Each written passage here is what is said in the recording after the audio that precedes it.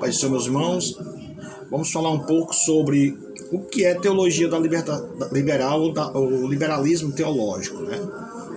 No final do século XVIII, surgiu na Europa uma nova hermenêutica que, com base no iluminismo, né, e outras correntes filosóficas, foi trazendo uma nova interpretação da Bíblia Sagrada com base na razão. Mais tarde, essa hermenêutica deu origem ao que nós conhecemos hoje como teologia liberal ou liberalismo teológico. Isso é, não bastava ter fé, né? Agora tinha que ter a razão. Então, para fazer com que as pessoas mais cultas acreditassem, eles pegavam o texto e tentava colocar a razão, entender o texto, não através com a ótica da fé, mas através da ótica da razão. Então, nomes como Friedrich Schleiermacher e Albert Hitchson e Adolf Henneck foi um dos que trabalharam em prol dessa teologia liberal. Então, outros também trabalharam, né? E eles fazem parte do universo da teologia liberal. Já a teologia da libertação é a interpretação marxista do Evangelho. É a realização do programa de Antônio Graham, em que ele pretendia dominar, implantar o comunismo, não com a força das armas, mas agora o quê? Manchando a população com as suas ideias comunistas, né? Como era muito difícil entrar na sociedade sem primeiramente passar pela igreja, então qual era a ideia? Fazer com que o comunismo, a filosofia comunista, o pensamento comunista entrasse dentro das igrejas. E isso ele conseguiu êxito através da teologia da libertação. Então, a teologia da libertação, ela conseguiu esvaziar a igreja do seu conteúdo espiritual, né, e transformá-la em instrumento de política comunista. Então, o que é que o pensamento de Graham fazia, juntamente com os demais marxistas? A gente tem que entrar nas igrejas. Então, o que é que a gente vai fazer? A gente vai pegar os versículos bíblicos, a gente vai pegar os textos bíblicos e dar um pensamento a ele, como é que eu posso dizer, uma hermenêutica marxista, né? Pega um texto e diz, não, isso aqui é sobre luta de classe. Não, não é bem isso que a gente entende. Não, então é isso que eles fazem, né? É também a politização total, integral e sistemática da igreja, né? Os padres, principalmente os padres, né? Apoiando os regimes totalitários em prol de quê? Em prol de uma humanização, né? Vamos dizer assim, a lei em busca do oprimido, né? Pegar em armas para derrubar quem está governando, porque tem que salvar o oprimido, aquela coisa lá que a gente já sabe que é só balela, né? Na verdade, eles queriam implantar o comunismo usando como base as igrejas, né? Principalmente a igreja católica, que era a maior que tínhamos. Então, eles pegam cada frase do Evangelho e lhe dão um sentido de luta de classe, favorecendo com isso o comunismo, e fazem isso há 40 anos, né? Então, cada um dos 85 livros do Leonardo Boff, segundo o doutor Olavo de Carvalho, é a utilização da linguagem religiosa para fins políticos, né? Ele usa uma linguagem religiosa, mas na verdade o que ele está querendo implantar no povo é um pensamento político, um pensamento marxista, né? A Igreja Católica diz que o católico não pode votar nem em comunista e nem em abortista, né? Mas, no entanto, na prática isso não funciona, né? Isso não funciona. Então, com base nisso, a gente pode dizer que hoje a Nicarágua está passando justamente por isso, está colhendo os frutos, né? A Nicarágua hoje é um dos países do tipo de governo dele, é um tipo de paranoia ditatorial, e hoje quem está na frente do governo é o José Daniel Ortega, né? Hoje a Nicarágua ela vive numa opressão comunista e pós-comunista, vive uma corrupção e crime organizado total. O país está mergulhado no caos, né? Por quê? Porque em algum tempo, é interessante também falar que eles falam espanhol, mesquita e o mestiço, né? São uma língua geral, que é o espanhol, e línguas nativas, que é o mesquita e o mestiço, né? Então, o crime organizado lá está lá em cima, né?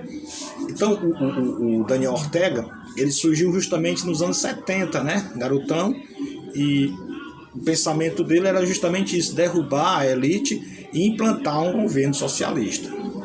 Então, a Nicarágua, ela foi um país em que, de 1936 a 1979, a família Somoza, ela governaram o país, né, uma ditadura, mas, no entanto, tinha um determinado progresso, né? Era uma ditadura, mas, no entanto, havia guerra com os sandinistas, a Frente Sandinista de Libertação Nacional, FSLN, que era do Daniel Ortega, e essa Frente de Libertação Nacional, FSLN, ela, em 1979, conseguiu derrubar a família Somoza.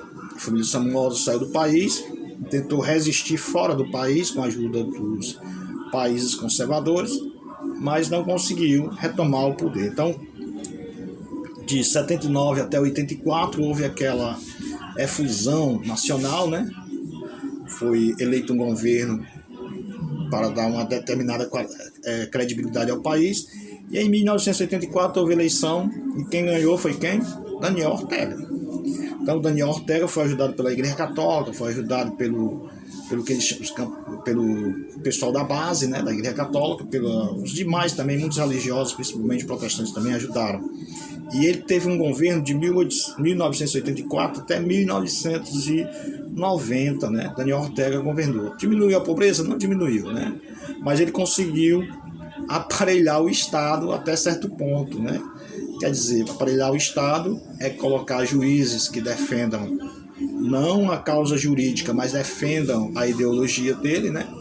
E ele conseguiu fazer isso, né? Aparelhou a polícia também e começou o aparelhamento do Estado para o regime comunista. O certo é que em 1990, ele voltou, né? Aliás, ele não foi reeleito, então outra pessoa assumiu no lugar dele, e ele voltou em 2006. Em 2006 ele voltou nos braços da galera, e de lá só podia ser reeleito uma vez. Ele conseguiu, com o tempo, fazer com que assinassem, né, a troco de ouro, a peso de ouro, comprou a bancada dos deputados, o Planalto deles lá, e os deputados, os políticos lá faziam o que ele queriam, né? Assim como também mexer na Constituição, então ele pode ser reeleito indiscriminadamente até quando ele quiser, né? Até a morte, né? E essa última eleição, 2021, foi tido como uma eleição de corrupção, né? Ele conseguiu corromper para poder ser reeleito, né? Então, em 2018 houve uma manifestação muito forte que ele chamou de golpe. O povo saiu ao meio da rua para, como é que eu posso dizer assim, para reclamar do governo, né? Para exigir mais transparência, e que não aceitavam que ele fosse reeleito na base da corrupção o tempo todo. Então, nesse negócio, ele morreu, né? Na verdade, ele mandou a polícia agir e morreu, mataram 300 pessoas aproximadamente. E muitos feridos fugiram para a Igreja Católica, onde receberam guarida, né?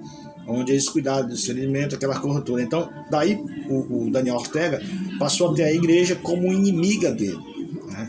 Passou até a igreja como inimiga do Estado. Então, mandou prender padre, mandou prender bispo, mandou prender quem ele podia fazer, além de fechar as igrejas cristãs. Tem o cristianismo como inimigo do Estado, né? E recentemente ele já mandou fechar a televisão que há 20 anos funcionava, mandou fechar rádios cristãs. Então ele está fazendo isso. Sem falar que hoje todas as denominações cristãs estão sendo expulsas do país e os pastores estão sendo presos, né? E ele está criando a sua própria igreja lá, onde ele cria um trabalho semelhante ao trabalho protestante. E nesse trabalho protestante ele põe pessoas que confessem, né, o marxismo, né, para iludir, na verdade, a população, porque a maioria é cristã. Interessante que o cristianismo chegou na Nicarágua com os católicos, né, os católicos franciscanos, em 1524. Já a igreja anglicana, ela chegou em 1760, né, mas só que ficava só nos lugares, né, mais povoados, não tinha essa preocupação tanto de evangelizar a Nicarágua. Somente os irmãos morávios, em 1849, chegaram lá e começou a evangelização do país todo, né? Então o país foi evangelizado praticamente pelos irmãos moravos, né? Irmãos moravos é aqueles que não tinham essa pretensão de cargo, de mundo, né? Esse desejo inacerbado por riquezas materiais, mas os irmãos moravos, eles corriam atrás, né? De fazer a vontade de Deus, e o desejo deles era ganhar almas para o reino de Deus. Daí eles tiveram um grande progresso na Nicarágua. Mas hoje, todas as organizações ditas cristãs, né, e que defendem a palavra de Deus, elas estão sendo expulsas, estão sendo... a liderança está sendo presa, estão sendo mortos, né? Tem muitos martirizados já na Nicarágua, aqui na América Central. Então, é isso. E não esqueçamos de orar por esse país, né, que precisa tanto, né, das nossas orações, que precisa tanto que nós possamos interceder a Deus por eles, né, estendendo as nossas mãos fraternas, né, para que Deus possa abençoar esse país que não é tão distante daqui, né, mas no entanto que vive em dificuldades extremas. Nossa igreja lá está sofrendo, né? Deus possa abençoar todos vocês. Amém.